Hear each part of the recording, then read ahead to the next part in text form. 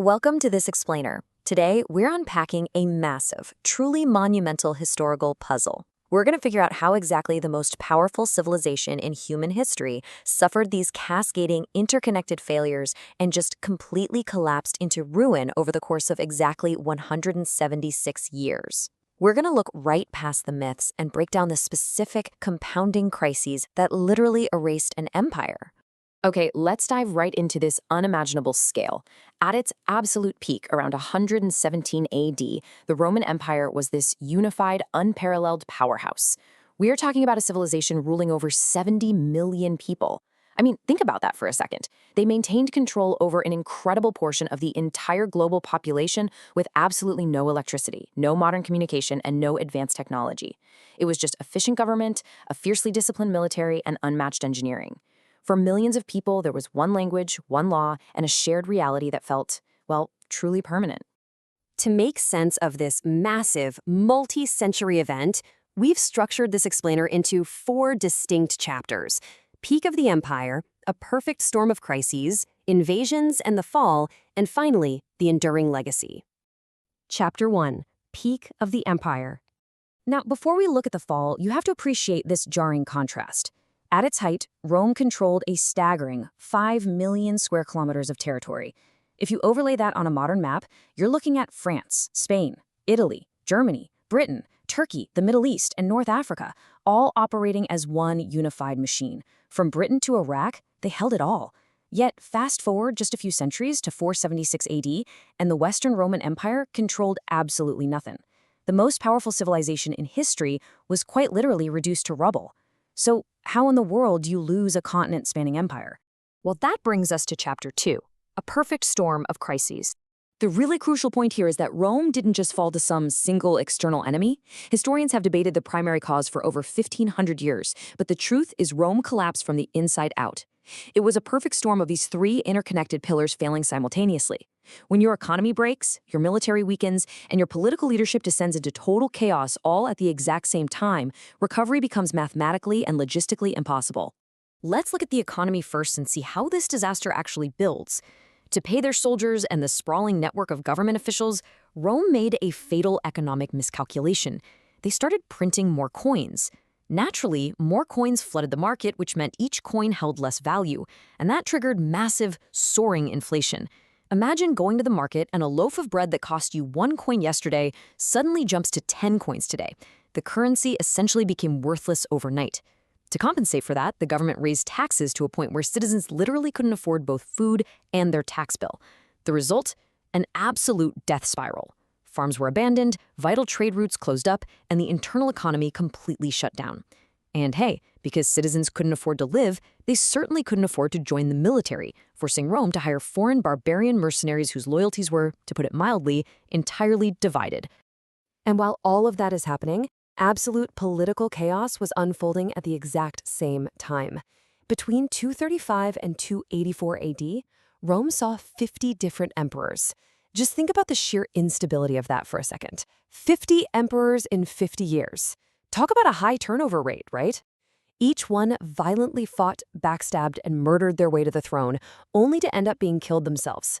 With leaders constantly fighting just to survive, the empire was left completely unguided. The Roman Senate, which used to make decisions affecting millions, became entirely powerless.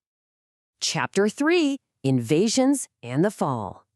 This timeline maps out the terrifying speed of their descent.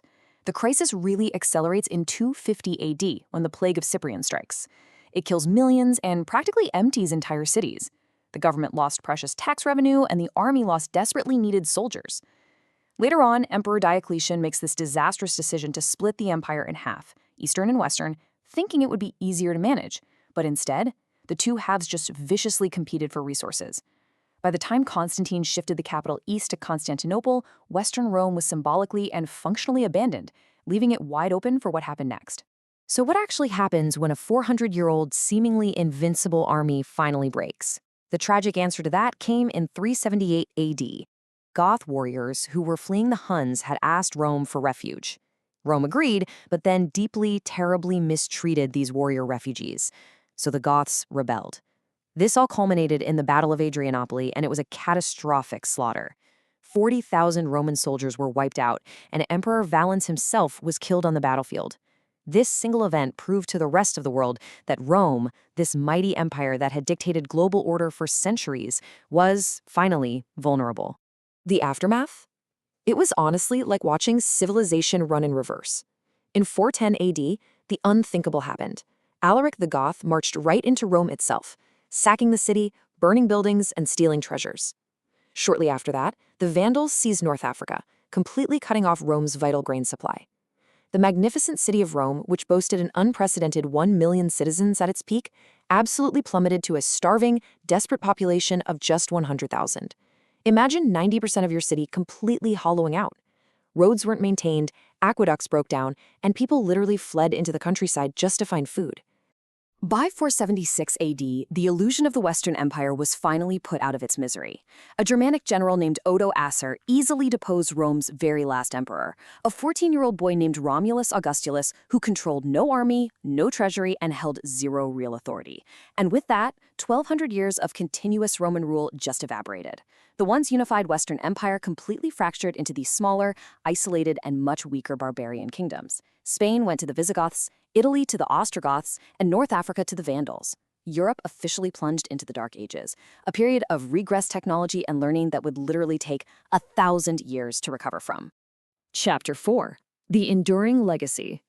Now, even though the Western Empire vanished physically, the collapse left such a permanent psychological and cultural scar on human history that it is woven into the very words we speak today. Think about how crazy this is.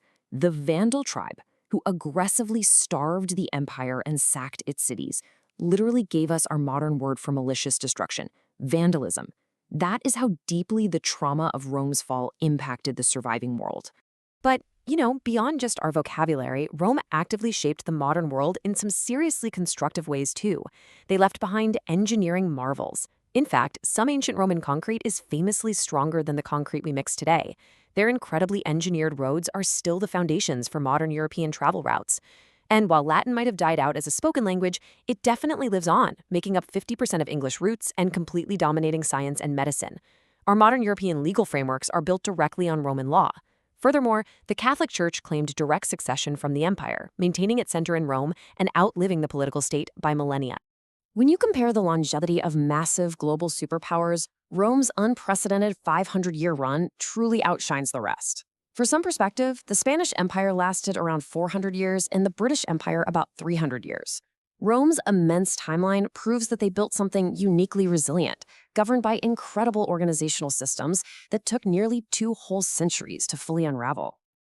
As the philosopher Voltaire so perfectly put it, Rome was not built in a day, nor destroyed in a day. An empire of this magnitude takes generations to build and generations to unravel. Rome didn't fall because of one external enemy.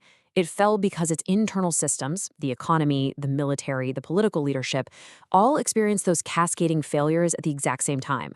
Once the internal structure was fundamentally broken, the external pressures simply pushed over a hollow shell.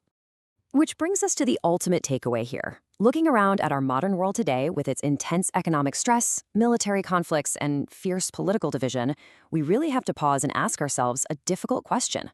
Are we paying close attention to the structural lessons of Rome, recognizing that absolutely no civilization is too big to fail? Or are we just ignoring the warning signs and repeating the exact same fatal mistakes? Something to think about.